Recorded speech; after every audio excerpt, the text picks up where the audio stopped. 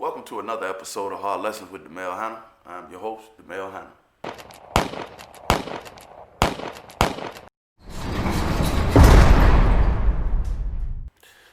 The worst person I ever come in contact with in prison.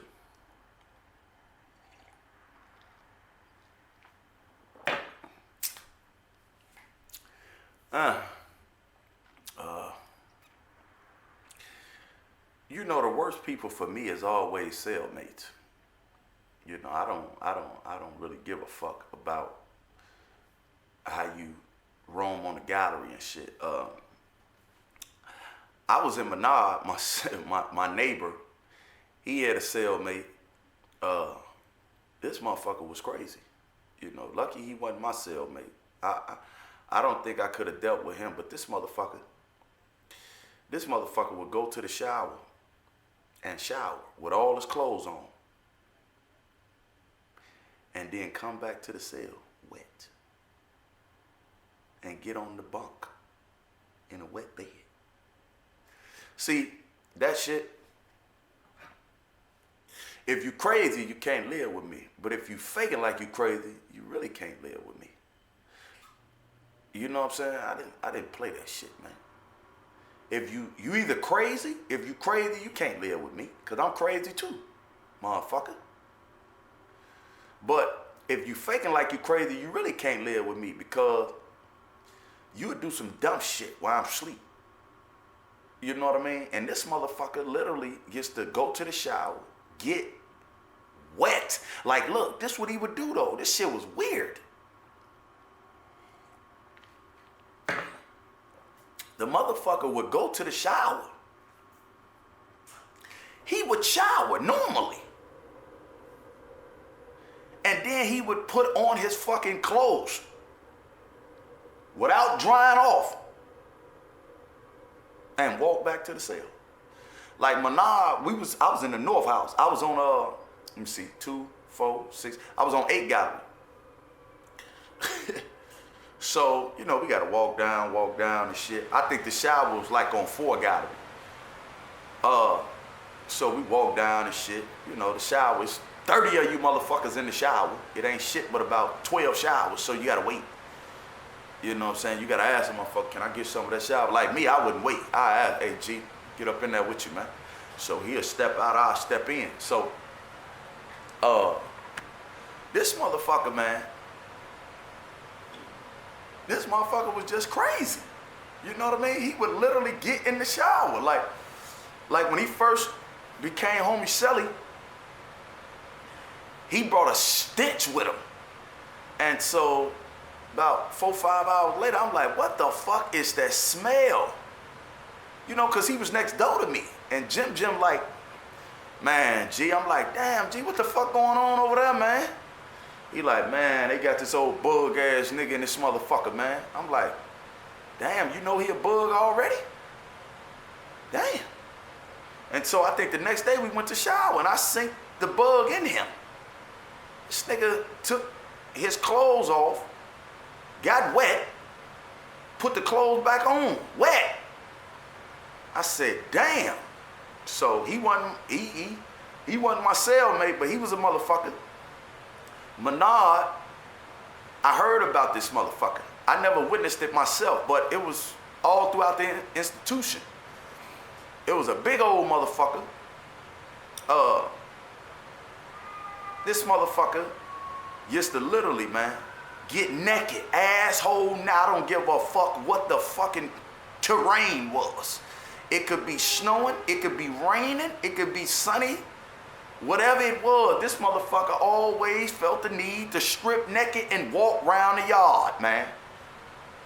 Motherfucker. Now listen, Stateville used to have showers on the yard. On everything, 2000, 2001, 2002. So in the summertime, we'll go out there, play some ball, lift some weights, and strip down naked and get in the shower outside. That shit was wild. That shit was wild, man. For real. That shit was way out because, you know, it take a level of courage for you to get naked outside. That's one thing. And then, you know females go be walking to and fro. This Stateville, man. Females walk all day, every day. So, I was used to that in Stateville. Niggas going out there and shit, you know what I'm saying? You know, showering and shit outside. I did it a few times. But I had never heard of a motherfucker just stripping naked and just walking around the fucking yard, asshole naked. I had never heard of that shit. I was surprised that nobody had killed his fucking ass, because that's disrespectful. But the nigga was crazy, they say. I never seen the shit, but it was all throughout Menard. Like it was a motherfucker that would strip naked and walk around the yard, asshole naked, man. Motherfucker. But Menard was different from Stateville, always. Menard had some shit down there called, like they had a fucking psych ward down there in Menard. And a lot of crazy motherfuckers used to be down there in Menard. Menard was known for housing crazy motherfuckers. Case in point, John Wayne Gacy. Before they executed him in Stateville in 1995, he did all his time in Menard. Google that shit. John Wayne Gacy did all his time in Menard until they executed his ass in Stateville. Whenever you used to get executed, you would get executed in Stateville. And he was the last motherfucker they killed, I believe, or somebody right after him in Stateville in 95. Google it. But I had a cellmate in Mount Sterling about 2007. This fucker, nasty little motherfucker. This motherfucker, see, remember I told you on one of them videos how motherfuckers used to play games with their TVs and shit. So a lot of these motherfuckers come to prison, man. They don't want to do shit but pop meds and watch TV. That's it. You ain't doing that shit up in my motherfucking cell, motherfucker. You know, I mean, literally, they fucking sleep. They whole fucking existence is geared around Medline. Medline, they jump up. They ready to fucking eat their pills and shit, man. So that's how this little young motherfucker was. He went to school, but he wasn't trying to do shit. You know what I mean? That motherfucker, his whole existence was geared around the fucking Medline. That's it, Medline. So when they say Medline, that son of a bitch will jump up, go eat his pills, come back in the cell and fucking lay on the top bunk and watch whatever the fuck I was watching on TV. Or when they would run fucking day room, he'd be like, hey, Sally, can I just watch the TV? And me, I don't give a fuck. I'd be like, yeah, man. You know, after so long, I synced how to manipulate his fucking ass. Because I synced he was a TV head. So I'm like, hey, man, your little ass is a fucking nasty little motherfucker, man. Your little ass lay up in this motherfucking cell, man. Your ass wash the fucking teeth. You do not wash your ass, motherfucker. We've been on lockdown a couple times in this bitch. And your little ass didn't even take a fucking bird bath, you nasty motherfucker. So I told him, the only way you can watch my TV, fucker, you gotta wash that ass, man. You gotta get up and wash them nuts, man. Your little ass is nasty, man. You know, your fucking ass is ridiculously fucking filthy. You know what I mean? So I had to fucking bribe his ass to wash his ass by way of manipulating him based on his fucking passion or whatever the fuck, fetish to watch the TV. I wasn't no TV head like that. I wasn't no motherfucker. Some days I'll wake up, I won't turn that bitch on for probably the whole day. You know what I mean? Because I got other shit to attend to. Letters, you know what I mean? Studying and shit. You know, school, all type of shit, man. So I wouldn't even turn that bitch on. I'd probably just be listening to my radio, my Walkman and shit. But that's how a lot of motherfuckers do their time, man. You know, so that little fucker was a nasty little motherfucker. So I had to fucking manipulate this little ass to wash his ass by way of telling him, if you don't wash your ass, you can't watch the TV. God damn, he was fucking nasty, man. I'm not bullshitting you. So when I would leave out the cell, just random shit, if I had a call pass and shit, to the healthcare, law library or some shit like that, I wouldn't give a fuck. But if we do day room, if they say day room, and they ran day room twice in the medium facilities, morning time and the evening time. So if they ran day room, and I didn't see his little ass, goddamn it, getting ready to get down off the top bunk, I turn the TV off. He'd be like, Shelly, what's up? I say, get out here, wash your fucking asshole, man. Motherfucker. Damn. And he'd be like, all right. I say, you got soap? You need soap? He might say, yeah. He might say, no. If he say, yeah, I say, man, here you go. Give him a box of motherfucking Irish Spring. Wash your ass, man. And then he'd be like, can I watch TV when I come back in? I say, I don't give a fuck, but wash that ass, motherfucker. Damn. So, if I ever had I had a few nasty ass cellies, but he stick out. You know what I mean? He stick out. And in prison, I hated motherfuckers that always felt like people was fucking with them. It was this Arab guy. You know what I'm saying? He was a Muslim. And that's what I professed in prison. People knew, like, I was a Muslim. You know what I'm saying? Like, people knew that. You know what I mean? Because for me, I come up Christian. So I always kept those principles, those values that my mother had instilled in me. I've been going to church all my life since I can remember. So I never was like, I'm a Muslim, I don't like Christians. Fuck no. You come in my cell, you see the Bible on my TV on top of my Quran, or the Quran on top of the Bible. However way I hit it, but you go see the Quran and the Bible. You know what I mean? And I would still watch Christian services. I stayed watching Joel Osteen and damn, what's my girl name? Fuck. Shit, man. Fuck. She do a lot of shit for people. Cause she used to send us like care packages. I found out that she was the one doing that shit. Fuck. Red hair. Damn, I forgot her name. It'll come to me. I used to watch Joel Osteen, fucking Bishop Eddie Long, Bishop T.D. Jakes. You know what I mean? But Islam, it fitted me. It fitted me. I was a hard motherfucker in prison. You know what I'm saying? And Islam, it fit my personality. So that's what I really immersed myself in, learning that.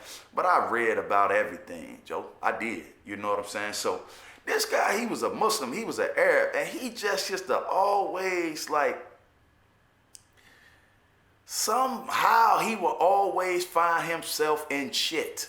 Always.